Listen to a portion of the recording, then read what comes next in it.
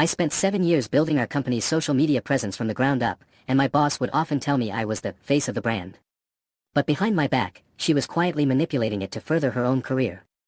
At first, I brushed off the subtle hints, how she'd occasionally borrow my ideas during meetings, or how she'd expect me to do favors for her friends who worked in other departments.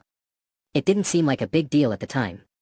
But as the months went by, I started to notice that more and more of my work was being taken credit for, and people were starting to address her with titles I'd held.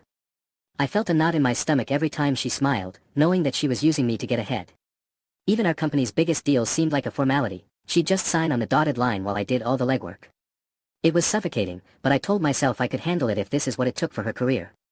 I finally pieced together the truth when I stumbled upon an email chain between my boss and a major investor.